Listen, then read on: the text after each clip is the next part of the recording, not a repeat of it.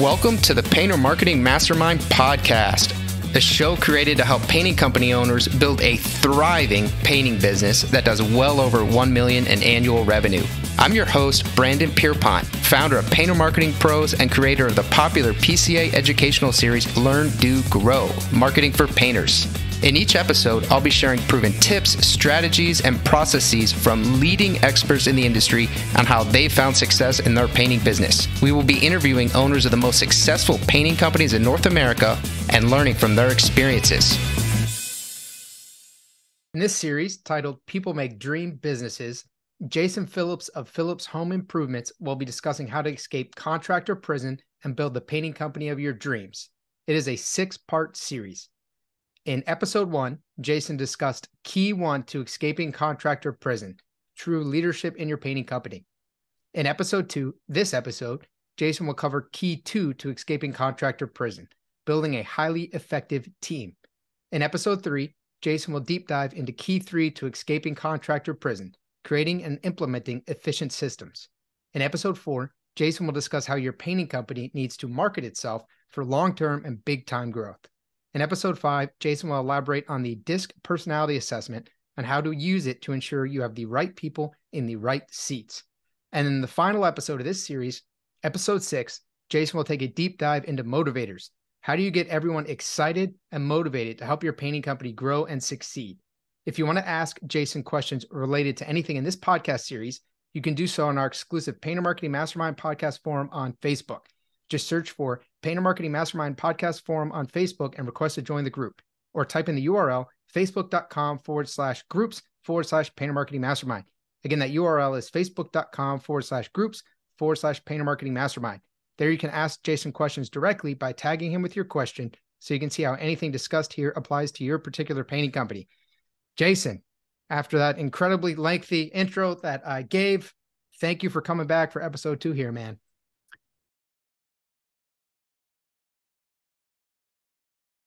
I am honored to be back, and I'm excited about the subject we get to discuss today, Brandon. You are a people person. You're all about people and being a leader. So I'm excited to hear about how you're building this team that you have.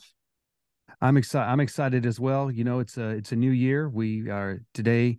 It's the last day of the month here, and had a great January so far. I hope everybody is doing well early in the year. Heck yeah. Yeah, we got to keep that abundance mindset in 2023. You and I were talking a little bit before we kicked off here about some of the fear and the scarcity mindset that's going around right now, but we're not going to succumb to that. You know, if we just listened to all the bad news out there, we would might as well just close up shop and stay home, right? 100%. Yeah, if you start listening to the statistics and the naysayer, then you would never start a business. It's a terrible idea. No, That's right. They all fail, 90% fail, whatever it is. But we're not those people because we did start a business and we are running a business. That's right. Awesome. So we have these first 3 episodes, broken up into contractor prison. You're very big on these several stages of contractor prison. The last episode, we really talked about what leadership looks like. Now, this episode, we're really going to be focused on building a highly effective team. So let's kind of start maybe from square one. What do you do if you're looking around, you don't have that team? How do you start? Well, Brandon, let's start with the mindset. Why would you even want to build a team? And you may not want to build a team. If you like working with your hands, if you don't like people and you're happy with where you're at, then you can just tune out right now. But most of the contractors that I meet want to do more. They want to grow their business while improving their life. Who wants to double their business and double or quadruple their headaches? I can promise you this. If you do it wrong and you double your business, your headaches are going to go up by a factor of 10. They're not going to scale evenly. Your headaches will scale exponentially if you do it wrong. But if you do it right, you can have an inverse relationship, meaning your company can grow and your headaches can go down if you do it right, and everybody wins. And building a team is not about building your life off the sweat of the brow of other people. That's not what it's about. It really is about building up people. And when you build up people, you get to go up as well. And, if you really, really want to do something amazing with your company, you're not going to do it alone. You've got to bring some people with you and help them, let them help you carry the load. And marvelous things happen when you build a team and when you get them. A lot of you guys out there, guys and gals, I know y'all do. I know y'all do the Traction Entrepreneurial Operating System, the EOS. And Gino Wickman talks about getting everybody in the boat to row the same direction so your boat goes forward. And that is such a great analogy. It's such a great analogy. I've always said that, most of you guys probably have some employees right now. And I've always said that if your company is like a ship or a boat, a sailboat, a big sailboat, and you're going to have probably three types of people on that boat. You're going to have some passengers looking over the side, enjoying the scenery as you go along. And you're also going to have some anchors that are dragging the bottom, holding you back. And then you're going to have some that are sails, catching the wind and propelling you forward into the future. You could probably divide your team into those three categories right now. Maybe you're even doing that right now. And the idea is to get everybody to be a sail on your boat and help catch the wind and take you forward. And not everybody wants to grow. Not everybody wants to do something different. Some people want to stay where they're at. Some people will always be anchors, and you've got to cut them. Unfortunately, that's one of the toughest things. One of the hardest things about running a business is dealing with personnel issues. It's not fun. It's great when everybody's winning and everybody's exceeding expectations. But when there's difficult times, maybe the economy's down, maybe business is down, or maybe someone's not performing up to expectations, dealing with those problems is probably the least fun. So I always say that, the people are the best part and the worst part of running the business. So Brandon, one of the things that is amazing about teams is teams put the right people. Let's just take a football team, for example. They have a team, but for any given play, they have the right amount of the right people on the field for that play to maximize that play. Think about this. If we're just right at the hottest time of the year for football, right? American football. Yep. And if it's a kickoff, you have different players than you do if you're on defense. And so, and even on offense, if there's certain plays, they're going to bring in certain players. And so I want you to think about that on your team as a company. You want to have the right people in playing the right position at the right time. For instance, I'll give you an example. In our company, appointments for our salespeople and for our project managers and for our crews, we don't just schedule based on fairness or geography.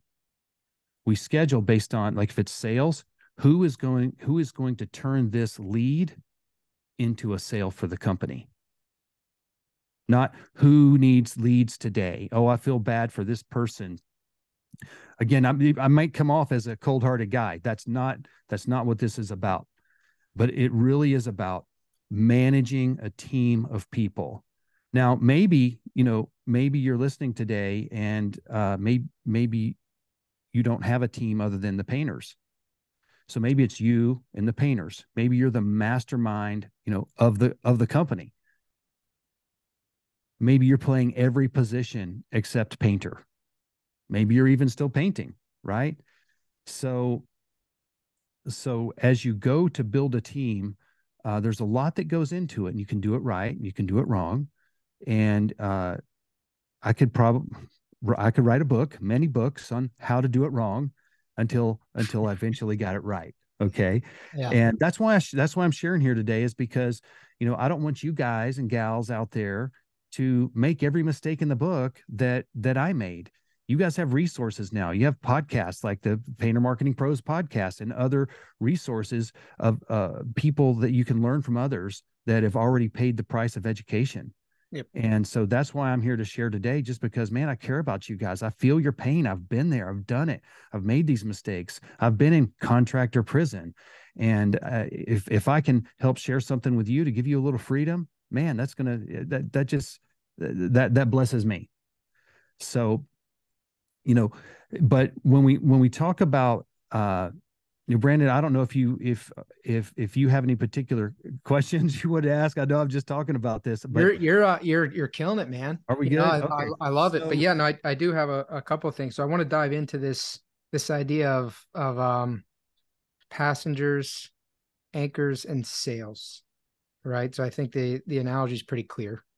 Sales are helping you move forward, go in the direction that you want the boat to go.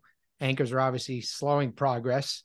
They're detractors, in EOS, and then we have passengers that sort of freeloaders. They're not actively working against anything.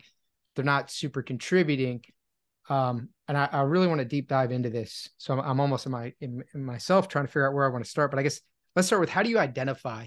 Because it could seem easy, but then when you actually hit the messiness of the world, of reality, of when you look inside your business and things are not always so clean cut as they are maybe in a book or on a podcast, how do you clearly identify who's a passenger, who's an anchor, and who's a sale?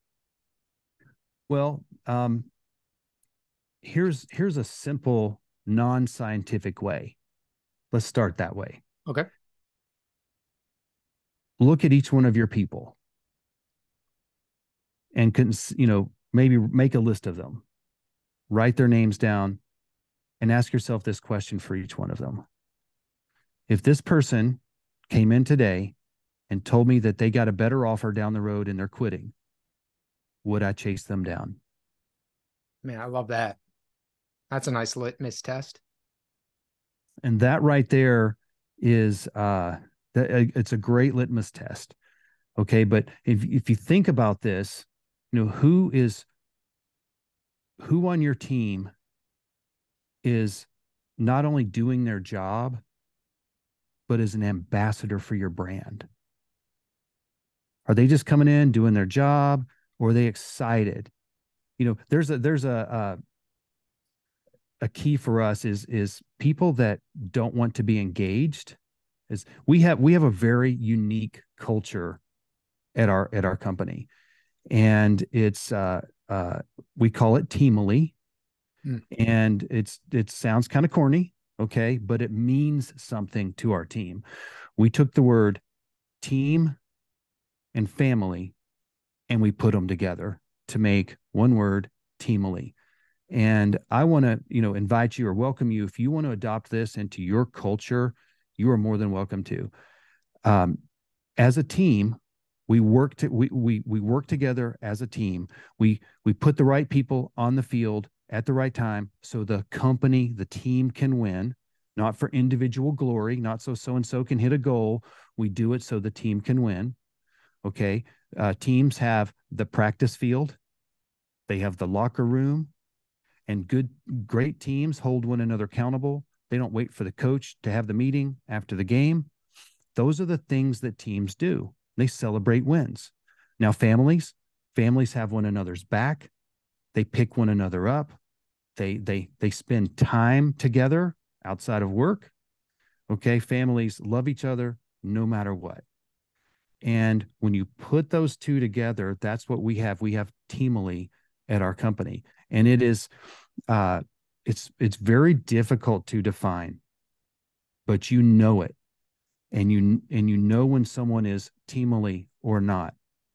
And that culture right there, we want everybody to have a dose of that culture on the first day that they start work at our company.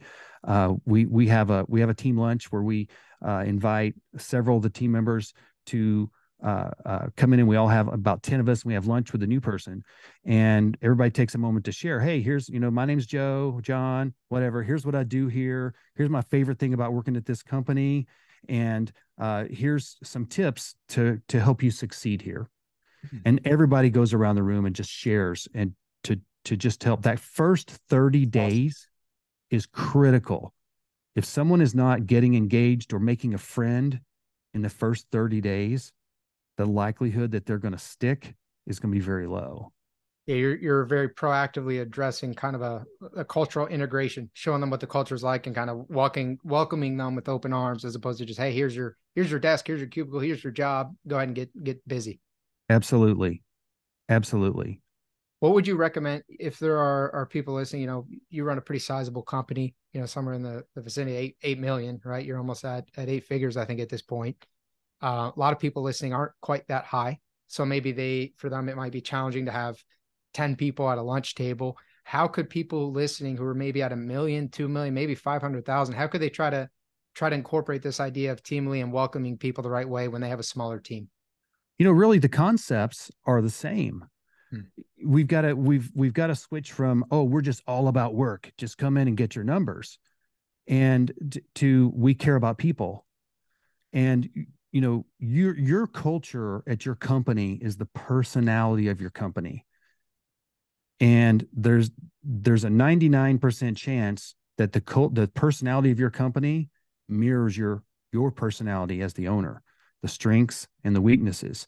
Okay, so if you're a big people person, like a high I on the disc profile, okay, you probably already have this component.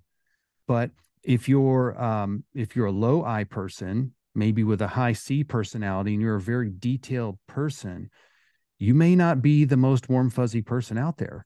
And that's okay. But you need, if you're going to build a team, you should build a well-rounded team. And that means building a team of people that are complementary to you, not just like you. When that's one of the mistakes, one of the pitfalls that leaders make early on, is because we attract people that are just like us. That's who we tend to hire, and we end up with a lopsided team. Think about it. Think about a wheel trying to roll down the road, and it's got a big flat spot on it. It's going to not roll very fast, right? And that's what happens if you have an unbalanced team. So it's very important to know who you are as a leader as you start building your team, as a manager, as an owner, as a person. And one of the most common traits, or one of the traits that's most common among the most successful people, is a self-awareness. Yeah. And most people that I meet, and me included up until a few years ago, are not very self-aware. And once you start becoming self-aware, then you can start seeing how other people are going to fit into your puzzle. It's like you've got this company, it's like a 1,000-piece puzzle, and you've got to put every piece exactly where it belongs. And knowing who you are and who you need is there. So, if most guys in the painting, again, when I say guys, please forgive me, I mean guys and gals. I use guys as an all-inclusive term. All inclusive, yeah. It's like we're if you look at it, most painters are owner-operators. Maybe still doing some of the painting, or maybe not doing some of the painting. Okay. But if we start looking at all the other things that have to happen to run a business, I'm just going to list off some of them that are not the painting. Yep. I call the painting the making the widget, because it applies whether you're painting or roofing or doing floors, whatever, making the widget. Marketing, appointment setting, answering the phones, sales, project scheduling, project management, collections, customer satisfaction, complaint handling, reputation management, accounting, taxes, IT, hiring, interviewing, other HR like benefits, progressive discipline, compensation plans, reviews, goal setting, process documentation, training, building culture, negotiating material prices, and managing those relationships. And the list goes on. And I'm here to say right now that if you can surpass $1 million without building a team, and many of you are, you're a superstar already. You are a superstar already if you can do that. Now, there's a lot of things. How can you be good? Brandon, how can you be good at everything that I just listed? I think that would be very difficult. So let me show you something.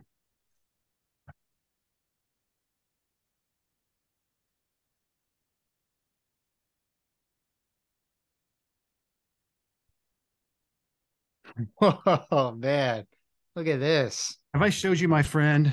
I don't think you've shown me this. My friend, the Swiss Army knife. I love Okay. it. Guess what? This Swiss Army knife, it can do sales and marketing and appointment setting and hiring and accounting and taxes and compensation plans and reviews, and it can even paint. This is giant Swiss Army But knife. how many of those can it do really well? None. This is the every owner operator when they're Jack of building all a business. trades. Start out, you do everything, but you need to eventually have people who specialize in that stuff. Whoa. Jason, where you been hiding all this stuff, man? Now, this is what you need to hire. Yeah. Right here. Okay. That's intense. So here's the point. What we're talking about is the concept of specialization. And you go from a Swiss Army knife, or you're a one-man show, you're a genius. Even if you're not even doing the painting anymore, there's so many things to do. There's no possible way you're gonna be awesome at all of them. Yep. You're gonna be good enough. And even if you could be great at all of them, there's not enough time in the day to do them all, or to do them all well, or to even master them. So as we specialize, we're gonna, many of the guys like, here's the biggest question I get. Again, I talk to so many painting contractors. The biggest question I get is, who should I hire first? Should I hire a salesperson, or should I hire a project manager? I bet you've heard that question before too. The right? age-old one, right? Yeah. Or should I hire one person to do them both? Or one person to do them both, right? Yeah. So those are both very important jobs. I would suggest that you first hire someone to, answer the phone, set the appointments, and do a lot of the administrative work first. And then once that's covered, then hire either sales or production and project management. There's not a right or wrong answer to that. A lot of that is going to be based on which piece would you rather not do? Yep. Which piece can you find the right person to do well? Okay. So the point of specialization is you start, if you look at your job wearing all of these hats, or that Swiss Army, let's just go back to that Swiss Army knife. And you're trying to cut meat with a Swiss Army knife. One of those blades, I have no clue which blade is going to cut that on there, but I know what does cut. It's a meat cleaver. So, for everyone listening, Jason had a massive Swiss Army knife, I guess, replica statue kind of thing, and then a massive meat cleaver that he's using as a comparison here. So we began to specialize, and as we hire a specialist, and maybe that person does sales and project management initially. Okay. But as you grow your company, you want to begin to let people specialize, because when people specialize, they can get really, really good. Yep. At one particular thing. When you're looking for these specialties, do they need to have it? Or are you looking for the person? You looking for the person, or are you looking for the skill? We can train the skill. Okay. If if you find yourself, and you very well may, in a position where you really want someone with experience, what that really says is we don't have a good training program. So I need someone that already knows how to do it. Yep. And that's okay if that's where you're at, but that's not where you want to eventually end up, right? As long as you acknowledge that it's not ideal, it's just where you are. It's not ideal because people with experience bring in bad habits. People with experience also have ingrained ways of doing things that they don't ever want to change. And when so there's a cost to that, but there's also a cost to training someone. So, wherever you're at, you need to just be aware of what you're getting and the pros and cons of each of them. But the beauty is to slowly, as you grow your company, hire people to do everything that you're doing so that you become a specialist in leading people. And that's going to take a new set of skills. Back to step number one, becoming a better leader. And now you're a specialist at leading people and a generalist in everything that you used to do. You still know a little about sales. You still know a little about marketing.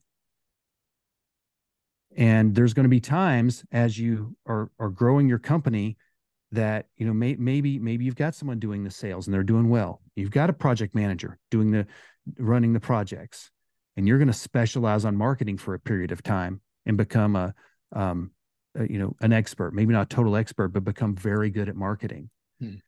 And that's great. But eventually, as your company grows, you're going to hire someone to handle that as well. Now you're overseeing a team of people that are doing that. And so your people skills are the most important skills that you need to develop. So let's get into this idea. We've now defined, okay, when you start as a painting company owner, you're an owner operator. Typically you're sort of a jack of all trades. You're the Swiss Army knife. You can do it all. Don't do any of it great. And then we now know, all right, you need to kind of build yourself out of this stuff, right? Hire position by position by position to get these specialists in there. If you have the training program, then you can really hire the person because you can teach them the skill. If you don't, if you're kind of struggling a little bit with that, well, then sometimes you might need to make a concession and you might need to hire someone with the skill, recognizing they might bring in some pre-existing habits that you don't like or that don't end up being effective. But let's kind of talk about, I guess, the actual process of how to do that. So in terms of, let's say you don't have a training program and you know that you need to hire for X, Y, or Z position, what's step one in actually creating your own training program? How do you do that? Do you just document your own SOPs? Do you go get education? You buy it elsewhere? What do you recommend? You could do any of that. The mistake that most people make when creating a training program is writing it in minute detail, everything. That's one mistake that people make when making a training program. Excessive detail. People cannot absorb that. Learning is an iterative process. You can't learn it all at once. So you break it down into simple steps. For instance, if you're going to, train someone to set appointments, well, the first thing you want them to do is to sit properly in the chair. Because someone that's slouching, however they're feeling, they're sitting, it's going to come through on the phone. Yep. So we're going to sit up straight. We're going to smile because your smile can be heard through the phone. So the first thing to talk about would be posture. And then wouldn't think that, man. And you from there, you simply work on how to answer the phone. Yep. We're not setting an appointment. Here's how we're going to answer the phone every single time. And you write it down. It might be something like, hello, thank you for calling Painter Marketing Pros. This is Jason. How may I direct your call? Yep. Something like that. And every single time you want your people to work a system. And if you discover or they discover a better way to do something, say, okay, here's how we're going to do it. We're going to agree. We've written it down. Here's the phone answering script. If we decide to change it, we're going to, one, agree on it. Two, we're going to write it down and make sure that everybody who's answering the call does it the same way. Right. It's very important to establish that you have a process by which you change things. Hey guys, here's how we're going to do it. And I want to tell you this. I want Brandon, you're better off to have everybody doing it the same way than some people doing it the best way and other people doing it another way. Well, that's Because you need to be like that flock of geese flying in a V. Yeah. As a team, everybody knows exactly what they're doing. Okay. So what happens, here's the problem. It may not sound like a big deal when you only have a small team. But when you don't have a way of doing things, people do what they think is best. We call that freelancing. There's not a particular way of doing it, so they do what they think is best. But here's the thing. That person that's been working at your company for a week or 3 months or a year, they're not the business owner. They don't know they don't have the bird's eye view of your company. They have limited knowledge. They have limited vision in their department or in their sphere of what you have them doing. Okay. And in our process, it's very important that our appointment setters follow a particular script, because that script is continued by the salesperson who knocks on the front door of the homeowner. And we need to know that the link in the chain is not broken. And so people that just start in our call center, they may not fully understand that. Of course, we tell them, but they may not fully understand the implications. That's why we have a system for them. So back to what we were saying is, how would we start? Okay. Yeah. Break whatever you want them to do, break it down into its most basic components and teach those components one at a time. And so what we say at our companies, we say small sections to perfection. Okay, we've worked on answering the phone, our posture, or we've answered the phone. Okay, let's work on the next piece. So it sounds like you're cutting this down into these bite-sized pieces. But you said one mistake that people will make sometimes when they're building a training is they'll actually cut it down too far, or they'll get too minute. What would be an example of they're over documenting, or I guess becoming overly detailed here? Well, we could say, well, move your cursor to the top right of the screen, click on this button, drop down, things that don't really need to be said. You're going to assume that someone knows how to work a computer and the basics of the system you're working. I see. For instance, there's a classic example of, tell me how to make a peanut butter and jelly sandwich. Well, I'm going to assume that you know what a bag of bread is, and you know what peanut butter is, and that peanut butter is typically stored in the pantry. So I would just say, get the peanut butter and the bread and put this much amount of peanut butter on there in the basics of it, right? Right. So, and there are, if you're doing brain surgery, there's a very important checklist that surgeons use to make sure to prevent infections and make sure they have everything they need. But we're talking basic things here that we need to train people. It's like training wheels for their job. Sure. We want to, the quicker that the new people can have a sense of mastery of little pieces of their job, the more satisfaction and motivation they're going to have. And would you include I guess we'll call them the key performance indicators, what success looks like in their job? Would that be built into this process, or how do you handle that? Absolutely. Clarity. If it's going to be, hey, we need, again, we're just using appointment setters for a moment, right? Sure. Some of the appointments that we run, we get to meet with man and wife, what we call all interested parties, or some of them are solo decision makers, or just we only get to meet with one of the two parties.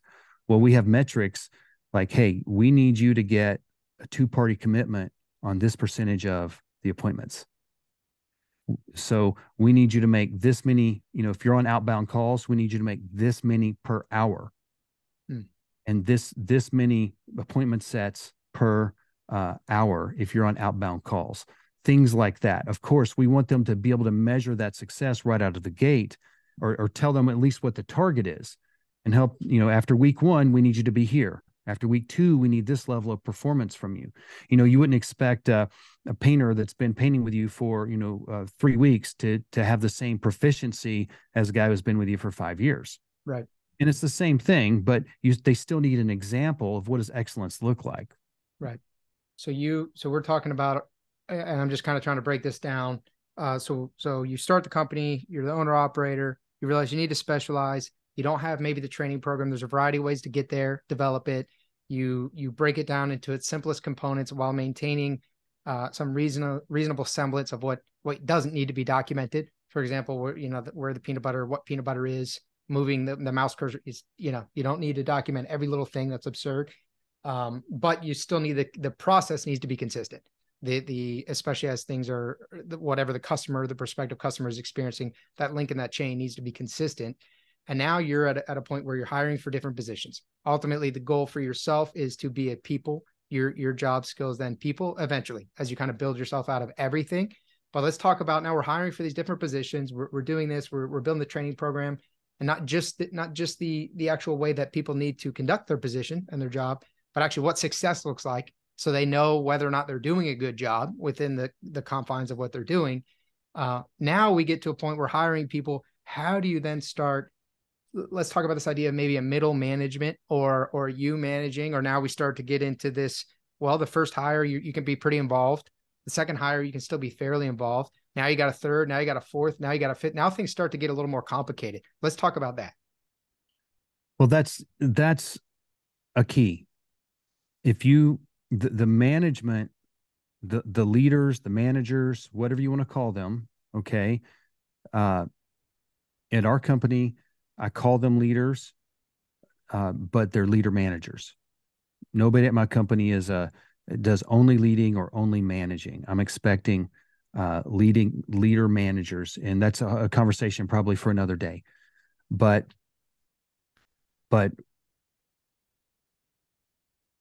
if we're going to, hire a salesperson, we need to know what type of person we're looking for. Here's the, the profile. Here's where the personality. Here's the background, and this and that, and the values. And ultimately, if you think about this, if you hire people that are superstars, but they don't make your team better, what good is it? If you hire someone who's a superstar, but they're arrogant, is that going to help your team or hurt your team? I mean, I hear stories all the time of people, of owners held hostage by veteran painters. Yikes. who can paint great, but they're terrible teammates. They're arrogant. They're grouchy. That doesn't help your team. That the quicker you can weed that out, the better. They're on a team. There's no place for that. And a player who makes the team great is better than a great player. We have to remember that. I think pretty much everyone who listens to this podcast, pretty much the entire audience is in this mindset of scalability, building a business. And I guess the best way to kind of think about that would be yourself. We all think we're particularly adept at something. Most of us are, because it's hard to start a business, hard to grow a business. So if you've done that, you're probably pretty exceptional, or you're above average for sure. But are you scalable?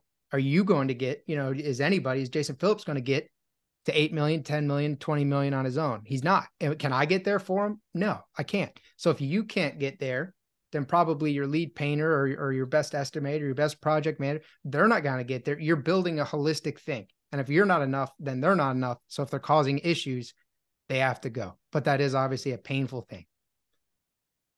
Absolutely. Again, the best and the worst part of being in business is the people.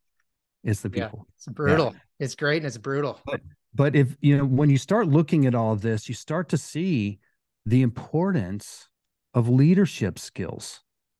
You know, early on in your business, when you're focused on making the widget, leadership is this thing that's, you know, this fuzzy Abstract. thing. I don't fully understand it. I don't have time for that mess. Culture, values doesn't really mean anything. You're just getting it Yeah. day to day.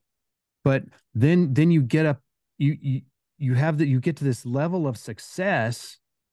And now you're like, oh man, wow, I really do need that stuff. Oh, I don't know what to do. You know, I've been there.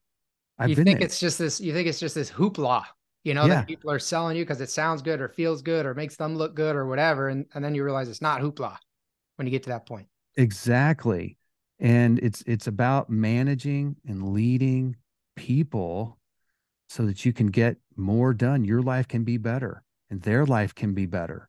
Yeah. And you know, there's a lot of, again, a lot of owners I talk to struggle with making the jump from doing the job to leading the people that do the job. It's a completely different skill set. You don't have to be um, a master painter to lead a team of, to be a project manager. You don't. Yep. You need to know what's, you know, what the process is, what success looks like, and you need to be able to uh, you know, gain the enthusiastic cooperation of your people. You'll go out and wow your customers. Follow hopefully your process. Part of your process is doing a quality job and wowing the client at the same time. And you need people that are going to champion that process. Yeah. So another thing that just that comes to mind here, Brandon, is a lot of bosses. I say I'm going to use boss now for a minute. They have this attitude. Well, it's my way or the highway. That's the way I manage. That's how I am. Well, here's what you're going to find. People with that attitude, one, nobody likes them unless they're grumpy just like them. And they're always limited in their success. Yep. And one of the key things that leaders need to do is be able to adapt their communication style, their pace, in order to work with other people well. Remember, for instance, I'm a fast paced person. People who are really good at accounting are not fast paced people. So when I go buzz in there and I've got this great idea, you know, it can rub them wrong because Jason's springing something. We you know, in accounting they value accuracy and consistency. Yep. And I can get exacerbated with them because they don't move fast enough. And they can get exacerbated by me because I move too fast. And when we both understand the needs of the job and the people that are working those jobs, we understand. And so I'm like, hey, I'm going to talk to people in accounting. I need to slow it down. And that doesn't mean dumb it down.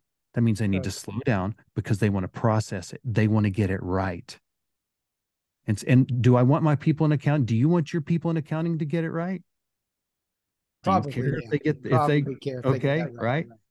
right? Oops, there's thousands of dollars we just paid out the, you know, to the wrong vendor, Oops.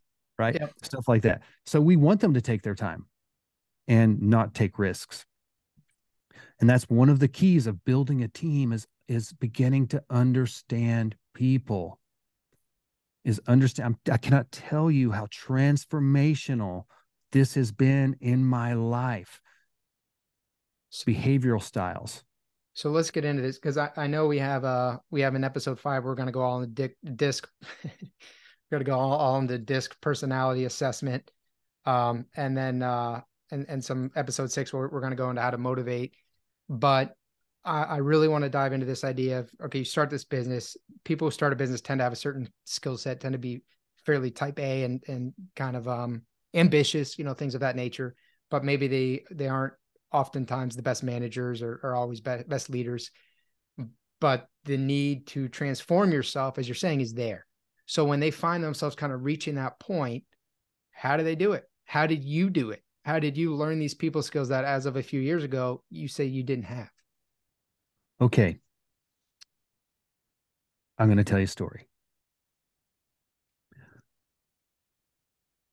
I knew that I needed to upgrade some things in my company because God gave me a bigger vision for what we were to accomplish. And looking at that vision, I knew I needed to change. And literally for me this is what it was.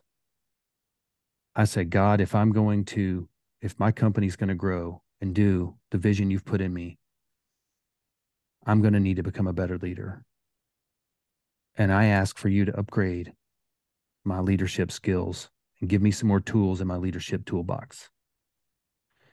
And that's the point in which I became an avid reader, which is a whole nother pretty interesting story. I think that a lot of people we should probably share that at some point, Brandon. I think a lot of people will relate to that, but I'm an avid reader. I learned about behavioral styles, and I'm a leadership enthusiast now. And that made all the difference. Is I became hungry to grow. I became hungry to grow. And you know what they say, when the student's ready, the teacher will appear. Yeah. Right. And so as leaders, as owners, we can't stop growing. Just because you're the owner doesn't mean you can stagnate. We have to be students for life. And again, you learn. How can you learn? How can you grow? Well, you can grow by listening to podcasts, watching videos, attending seminars, reading books, hiring a coach. Or you can also learn by wasting money, headaches, trial and error. The problem is the learning that you get from experience maxes out. And why not learn from someone who's already paid the price of education? And whether they're giving it to you for free or charging you for it, I promise you it's a lot cheaper than learning it yourself. And there's a saying is, if you think the price of education is high, wait till you see the price of ignorance. Now nobody listening to this podcast today is in that last group, right? People listening to this podcast, you guys and gals, y'all are hungry to grow, hungry to learn. And I feel like I'm trying to inspire people here that, becoming a leader and building a team is key to your future. And if you want to grow your company and you want time, money, and freedom, and you want to make a difference in your little part of the world, building a team is the way to go. If you are a contractor, if you are a small business person, you have to build a team of people. And to do that, you need people skills, leadership skills. Okay. You need to be a person of character, and you need to start breaking down, if, for instance, if I say, hey, I want you to paint the exterior of this house. Are you going to know how you're going to wash it? Yeah, you are. Are you going to know how you're going to prep it? What primers and caulks and how many ladders and what type of masking and paint and spray tips that you're going to use? Yeah, you're going to know all of those. Well, building a team of people has the same type of components. It's not rocket science, but it's a different skill set. That's all it is. Yep. Yeah, I think when you kind of break this stuff down and you think about it logically, so we just wrapped up a series with Jason Paris, obviously founder, co-owner of Paris Painting and Olive Holdings, and generates quite a bit of revenue. And he brought in people to help him. So he's actually not the CEO of Paris Painting, doesn't even technically work at Paris Painting anymore. So he brought in people to help him who he felt had skill sets that he didn't have and maybe didn't want to develop. He wanted to go do other things. So as you're kind of growing, basically three things are going to happen. Either number one, as you say, your business is a reflection of you. Your limitations will limit your business. So you're either going to stay small, which is where probably 99% of people remain, and they think it's for exterior factors, and maybe some of those are, but a lot of it's probably self limits that are imposed because of your skill set or whatever you have. Second option is you're going to have to undergo pretty intense personal growth, because somebody who starts a company and is a hustler and maybe knows how to paint, knows how to sell, kind of gets it done, is usually not the best leader of people. So you're going to have to go through a pretty intense process there of self-transformation, which is what you've done, to essentially come out the other side and be able to actually still be leading your company while it's not just you, while it's something entirely different. Or step three is as Jason Paris did, essentially bring on other people. Realize, okay, I'm getting to a point now where there are people who can manage better than me. There are people who can lead better than me. I now need to bring in a professional CEO. And this is what happens with a lot of companies that you see that private equity and venture capital invest into in other industries. As they get bigger, oftentimes that founder actually gets pushed out, which is kind of a sad story.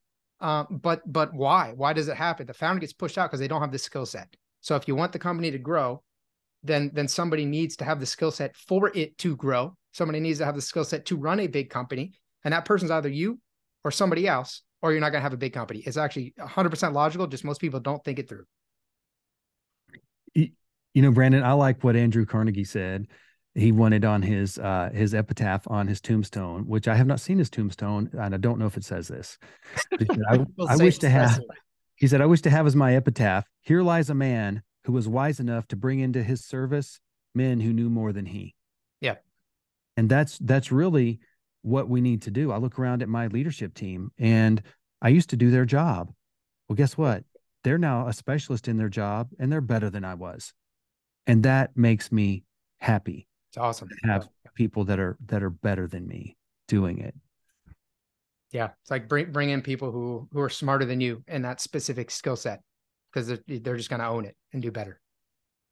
The meat cleaver that you have there, that's so menacingly on the desk behind you, always within arm's reach. So right. Here's a misconception, by the way.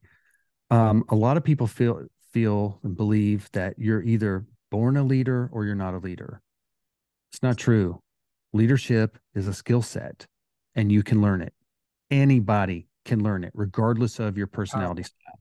Anybody can learn it. And these, you could say, well, I'm not a people person. Well, that doesn't mean you can't lead people and build a team. You can learn people skills. You can learn people skills. And you can do this if you want to. And it's not rocket science. It just takes time and a desire to grow. That's all it takes. Yeah, there are a lot of different leadership styles that can be effective. There are introverts who are great leaders. There are extroverts who are great leaders. You don't have to be some extroverted person who loves being around people to be a good leader. Absolutely. So let me kind of, I know we're kind of running low on time, but I want to touch base on something a little bit thorny or a little bit more difficult. People are the best part of business and the worst part of business. When you find someone and you say, this person's really, if they came and if they said, I'm leaving, I definitely would not chase them. Right. So if you have that thought, it probably shouldn't be there. Right. So if you've identified someone in your company that probably isn't the right fit, or maybe they're definitely not the right fit, how do you go about letting that person go? Both in regards to actually letting the person go and in regards to how to maintain and potentially even improve company morale in the process. Okay. So just because someone is not a good fit for the position doesn't mean they're a bad person. Let's start there. Yep. This could be a person that you love, care for, and you still know that makes it even much harder. And you still know that they're not right for that position. Maybe their skill set's not developed. Maybe they don't fit your culture, something like that. Well, the first thing you want to do is obviously try to build people and help them develop the skill set. Let's just assume for a minute that that they just don't fit well. And you've got three choices. I think three choices. You can do nothing. You can let them go, or you can have a conversation with them. So let's just assume that you've had all the conversations and tried to make the most of it. Okay, so you're either going to live with it or replace them.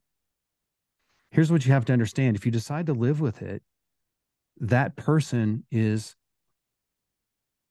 keep taking up a spot that a superstar could be taking.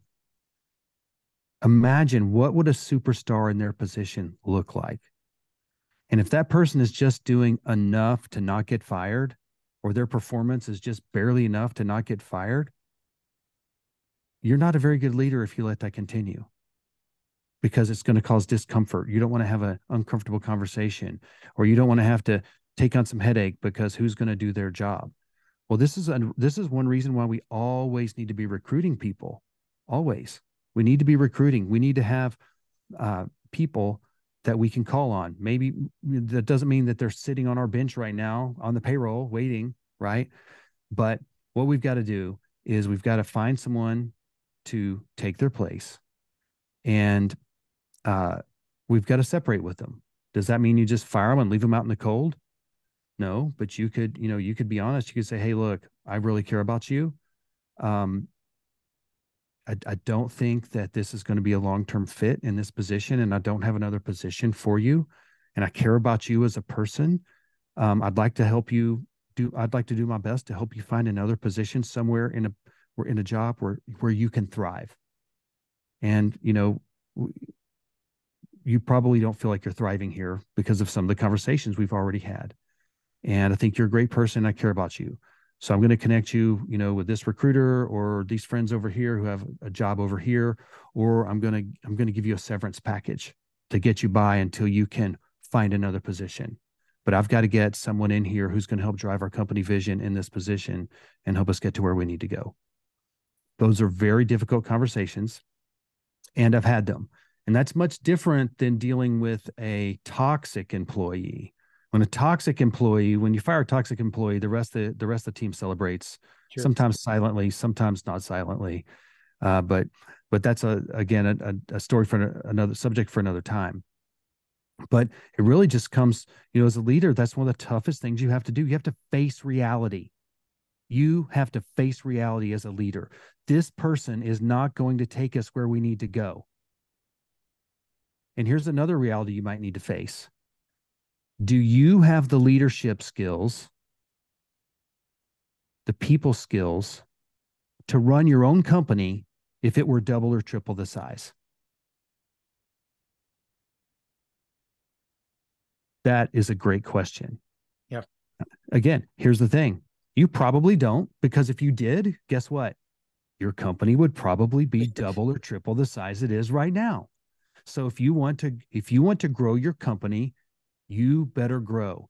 You are the lid on your company. And I'm talking into the mirror myself right here. I am the lid on my company. You are the lid on your company. It all starts and stops with you. That's pretty heavy weight, but you know what it is? Stone cold truth. It's the stone cold truth. But guess what? Who's in control of their destiny? You are. You are. What life do you want to live? What do you want your business to look like? What do you want your day-to-day to look like? If you want to be climbing the ladder on the paintbrush because you love doing that, do it. If you want to build a team of people and live a different life, do it. You can do it. I love it.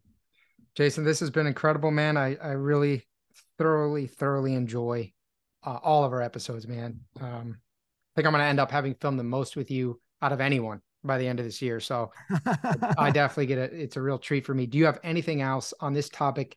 I know this is our second episode. We have 4 more coming up. Anything else, particularly relating to building a team, that you want to add before we wrap this one up? I would say there's 2 things, 2 practical steps that I recommend you take. Maybe more than 2. The first one would be this. No one wants to join a company that's going nowhere. I want you to write your vision down about who you want your company to be in the future. Maybe 10 years. I want our company, maybe it's to be the best in town, the biggest in town, to make enough money to give this amount to charity, whatever it is. Write down your company vision on who you want your company to be in 10 years. Divide that into, okay, if that's going to happen in 10, what needs to be true in 5? What needs to be true in 3? What needs to be true in 1? And draft out your company vision so that the people that you're going to hire for your teams, like, where's this company going? What are they doing? They want to know. They don't want to just come. They don't want to come to work for a paycheck. If they do come to work for a paycheck and you don't have a good vision, they're just going to come to work for you and get a paycheck while they keep looking for the job they really want. Yep. Clock in, clock out. Yep.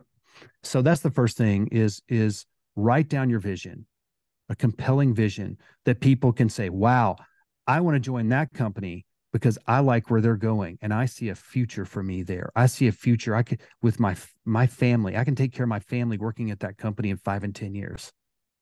Okay. Make a compelling vision. The second one is write out your core values. This is what's important to our team. This is who we are. And I'm going to hire people who are going to mesh with these core values. Don't hire anybody that doesn't match those core values. And then I want you to write out your org chart. And I could probably make a template and, share it on the forum if that would help. Good, man. That would be awesome. That would be awesome. The different roles. And so maybe that's a little exercise is make out the org chart. And then that'll help you decide who to start hiring. And hire for character, train them how to do their job. And above all, if you're going to build a team, if you're going to grow your company and you want it to last, you have to be a person of integrity, period. You have to be a person of integrity. So if there's any cracks in your integrity anywhere, this is the time to seal them up and repair them and become a person of integrity from this day forward. I love it. You are your own lid. Jason, thank you, man. Really appreciate your time here. Cannot wait for the third episode. As always, inspirational, insightful, educational, everything, brother. Thank you, man.